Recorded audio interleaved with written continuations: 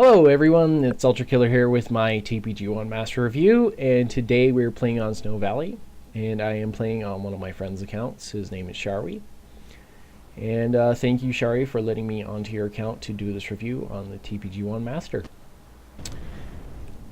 Anyway, let me get into the stats of it. The damage is 100, the portability is 43, the rate of fire is 16, the accuracy is 99. It's just about as high an accuracy as you can get. Though in this video, I haven't had that much practice using it, so it didn't look like it was that accurate. But anyway, and the recoil is 65. Now, you can only get the TPG-1 Master out of a supply case. Now, it depends on what supply case. It says the supply case missed an N or missed an alpha. I don't know about that. I've only seen a few of them ever in the game. So, there's me with my TPG-1 Master. I was actually modding the game because I have Super Elite. I just turned on my other computer and logged in real quick just to sit in the game so that I could keep hackers out, or if anybody I wanted to kick, I could just keep out. Now see right there, I shot at him, the crosshair was right on him and it missed. And then I take the WA 2000 and it just hits him right immediately. So I don't know. I haven't had a lot of time using this gun. I haven't had a lot of time using the WA 2000 either, but I seem to have used it a little more proficiently than TPG-1 Master. Okay, anyway, it is an NX rare. I personally don't like it that much because of the suppressor. Even though it has a built-in suppressor, makes it harder for people to see where you are. I personally don't like the suppressor because, first of all, it takes the damage down. This is with BS here, right here. Semi-automatic noob. Anyway, not really a noob, just kind of pissed me off because he one-shotted me in the freaking almost in the face. Anyway, not really that much to say about the TPG-1 Master. It's a good gun. I like my TPG-1 Pro. I'd take that over it any day. Anyway, it's a one-hit kill. I got tanked quite a bit when I was using it, though. I would say every 10 kills, at least one of the 10 kills would get tanked. Now, see right there, it should have killed him, but then I got KS'd. So anyway, I just want to take a few minutes here. I think I have about quite a few minutes left, about 10 minutes left. So I'm just going to take a few minutes here and just start talking about Nexon and the Gun Emporium and, you know, their dealings with perms and so forth. First of all, let's go to the Gun Emporium. Let's talk about that for a few minutes. The Gun Emporium, the way they explained it at first, on the Nexon website for combat arms was nothing like the way they made it in the beta. The beta, it did not make any sense. The way they described it was you can take your perms, you can take any gun you have, and you can forge it with another gun. Even if you look back in one of their explanation of what it is, it's you take it and you forge it with another gun, not with another replicas or plastic or screws or paper or something like that. It didn't say anything about having to get this stuff with a freaking roulette wheel, and you know they're gonna have to put the rating on it, you know, to be teen. It's gambling. So anyway, you know, the roulette wheel, they should take that shit away. I mean, that's just stupid. I must have 40 trigger type C 10% because that stupid thing won't give me a freaking replica no matter how hard I try. And it's just kind of pissing me off. You know, if you wanted to buy something, you should be able to buy it for GP. You know, and you should also be able to pay a certain amount of GP to fix your gun if you break it, because Nexon and their combat arms is all based on buying and paying for things. You know, when you put so much chance into something like a roulette wheel, and you know the fact that it has 10% and really low percent, you know, 30%, even 50%, you know, there's another 50% chance you won't get it. But when you put that much chance into something, then it doesn't really make it fun anymore, because people start getting pissed off at the thing and then they just won't do it. And personally, I think that, you know, either for GP or an Axe, you should be able to buy certain things, maybe percentages, buy percentages, GP is low percentages. You can buy a higher percentage for NX. You could even buy 100% for, a certain amount of NX to make sure that, 100% that you're going to get it. And you should also be able to buy repair or, repair kits. So let's call them repair kits to repair your gun if it's broken. When you're trying to customize it, because I have a permanent PP19 mod and I tried to customize it with a trigger and it failed. It was a 50% trigger and it failed. So, it's kind of pointless now because it's customized and broken.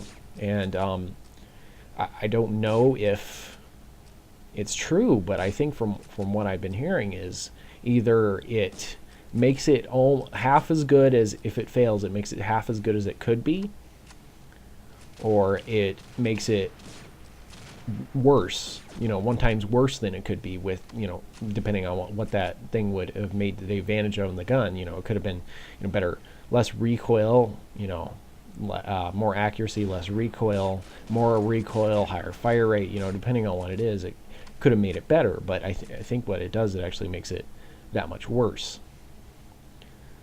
I completely messed this up. I could have got an ultra kill right there. Anyway, Gun Emporium is a very big disappointment to me because I've been looking forward to it for a long time. I wanted to try some crazy things. Like a machine gun with a, an assault rifle. Something that looked like a machine gun with an assault rifle, or a law and an RPG together to make like a huge ass explosion. Something like that.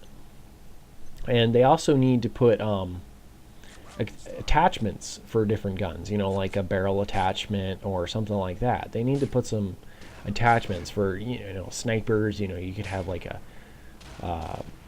tubes like in COD, Black Ops, Modern Warfare 2. They could have a tube attachment. You get 2 shots, but still you get a multi-kill with one of them, even an ultra kill depending on how close the people are together. It wouldn't be like an M32 or something. It would just be like a regular grenade, but you could still get a multi as long as you placed it at the right place. You could even get an unbelievable with both of them if everybody was grouped together in 2 groups. Anyway, point is, Gun Emporium is very disappointing to me. They just put out a newsletter or whatever on their site that said that it's gonna be better, and it's probably not gonna be the way it was. It is now, but still. They shouldn't have released it the way they released it because it's making people not like it. You shouldn't have to forge something with something else just to get something. Just to forge something, you shouldn't have to forge with pieces, with replica pallets. At first I thought, you get the replicas, you can forge something with the replicas. No, you have to get the replicas to make replica pallets, then you can forge something. So you have to get 3 or 4 times as much stuff just to forge something that isn't even that great. Most of the guns aren't even that great. The box gun, I actually just managed to forge the box gun before it disappears just because I wanted to try it. I have it for like 94 days or something. And I also have the guitar gun. I had it for 90 days. I could have had it for longer, but I would rather have the AN94 because I can put a scope on it. The guitar gun is a good gun, but you can't put a scope on it. It has terrible spread. Oh, what do you know? I actually hit him. Anyway. Okay, now on to the Gun Emporium. I talked about the Gun Emporium. Let's talk about the lag for a minute. The lag has come back to Combat Arms to some degree. It's come back actually pretty annoyingly at the wrong times. All of a sudden I'll stop. And even today, the day that I'm making this recording, the 21st, the day before they're supposedly, I think they're going to have the new hack prevention system or whatever. This was BS right here too.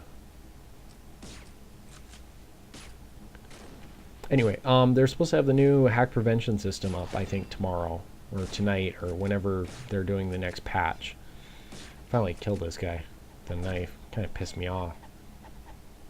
Anyway, there was something else I was going to talk about. I don't remember, so don't worry about my brain. It's not going anywhere.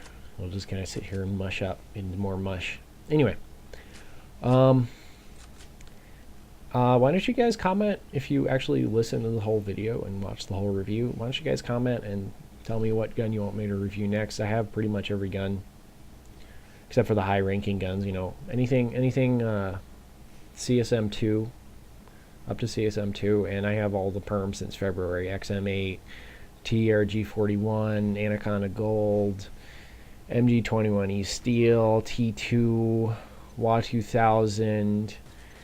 There was another one. I don't remember what it was, but anyway, I have all the guns since February. Oh, that's the other thing I was going to talk about. Okay, there's another rant right here.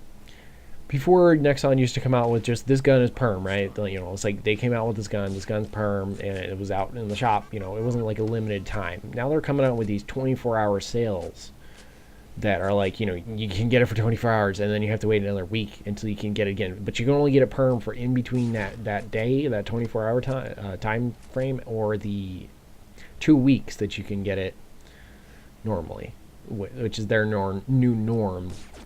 You know, it comes out for a day, and then a week later, a little more than a week later, you can get it for 2-week time frame. You can get the new gun perm, and then it's gone forever. You can't get a perm unless you get it out of the case or with renewal kits or something like that.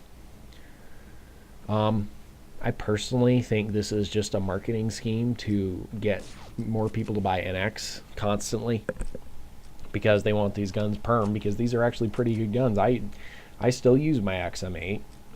It still rapes people. It still gets more headshots than any of my assault rifles. I can walk into a Costa Recon game and just walk in and just tap fire headshots off of people, and they'll call me a hacker. Point is, though, people can't get the thing perm anymore, so they have to spend NX, and they have to keep spending NX, and they have to keep spending NX. Someday they'll get a perm if they're lucky. See, that's a whole nother thing. The chance with the renewal kits. I mean, you should be able to pay a certain amount of NX if you want something perm.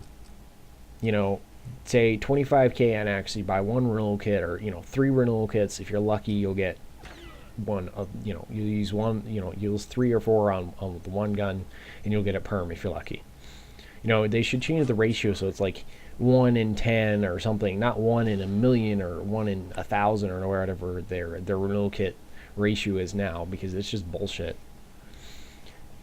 I think it's just a marketing scheme, and they're just trying to get money from people, which kind of pisses me off. But and they're not really doing much about the lag. I remember when it used to have the old UI. You know, the whole thing was really nice. You know, the way they had it set up, it no lag. You know, no problems. Yeah, there were hackers, but I mean, it was they did too much with the new UI and the new everything. You know, the way it looks now, it's the modern.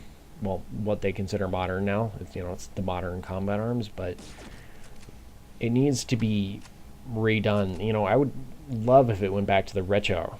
You know, the retro, the way it was retro. You know, the old way, it's retro now. But anyway, I would love it that way. Anyway, guys, I got to wrap it up. So thank you for watching my video. This is Ultra Killer here with my TPG-1 Master Review. Round start.